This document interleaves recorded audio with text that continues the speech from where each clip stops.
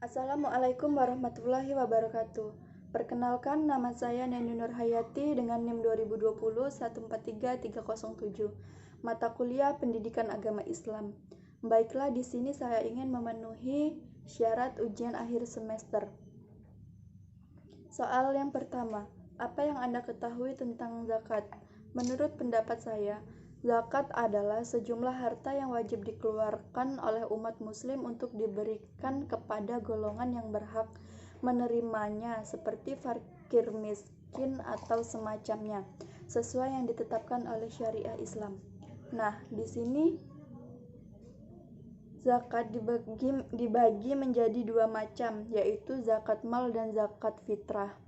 Kemudian, jika seorang petani mendapatkan hasil panennya, jika sudah dijadikan beras sebanyak 1000 kg, berapakah zakat yang harus dikeluarkan jika ia menggunakan sawah ladang hujan? Berapa zakatnya? Dan jika menggunakan sawah irigasi, berapa zakatnya? Jawab: menggunakan sawah ladang hujan. Diketahui, jumlah panen sama dengan 1000 kg. Tarif atau presentasi zakatnya itu sama dengan 10%. Maka, zakat yang dikeluarkan adalah hasil panen dikali tarif atau presentasi zakat, yaitu 1000 kg dikali 10% sama dengan 100 kg. Kemudian dirupiahkan ke dalam bentuk uang. Jika harga beras 10.000, maka zakatnya adalah 1 juta rupiah. Lanjut soal nomor 2. Apa saja yang perlu diperhatikan sebelum harta warisan dibagikan? Yang perlu diperhatikan adalah 1.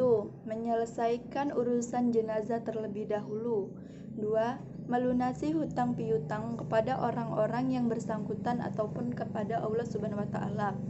Dan yang terakhir yaitu membayar biaya pengobatan atau pemakaman almarhumah. Nah, selanjutnya yaitu jika seorang suami mati lalu meninggalkan harta warisan sebanyak 100 juta, dia meninggalkan 1 orang istri, 2 anak laki-laki, dan 1 anak perempuan. Nah, pertanyaannya yaitu, berapakah pembagian harta masing-masing? Jawab: pertama, kita harus mengurangkan harta warisan dengan hutang yang ditinggalkan almarhumah, yaitu sebanyak 25 juta. Jadi, harta warisannya 100 juta dikurang utang tadi 25 juta, sama dengan 75 juta rupiah. Bagian warisan per orang. Yang pertama yaitu istri, karena yang meninggal memiliki anak, jadi bagiannya adalah 1/8. 75 juta dikali 1/8 sama dengan 9.375.000. Sisa warisan untuk anaknya yaitu 75 juta dikurang 9.375.000 sama dengan 65.625.000.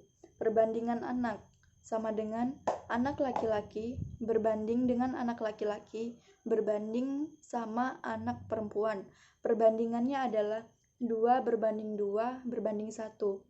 Warisan anak laki-laki yaitu 65.650.000 dikali 2/5 sama dengan 26.250.000 per orangnya. Nah, yang terakhir yaitu warisan untuk anak perempuan.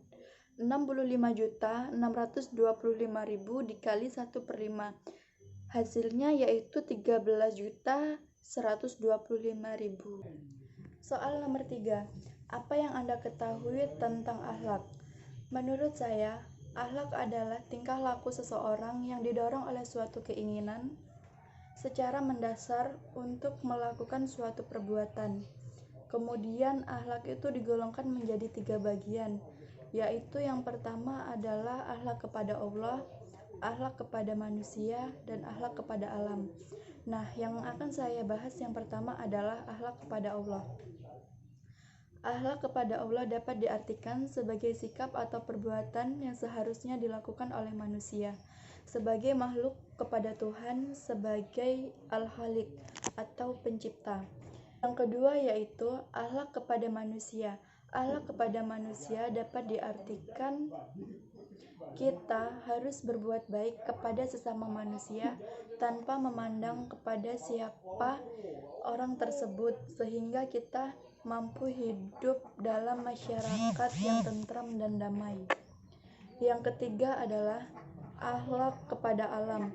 Akhlak kepada alam yaitu tingkah laku kita kepada lingkungan sekitar, apa yang ada di sekitar kita, baik berupa hewan, tumbuh-tumbuhan, gunung, sungai, dan lain sebagainya. Soal nomor 4. Apa yang Anda ketahui tentang takwa?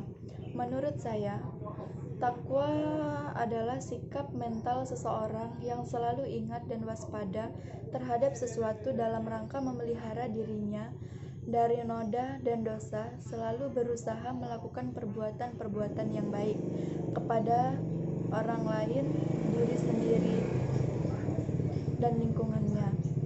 Nah, di dalam takwa itu terdapat beberapa ciri.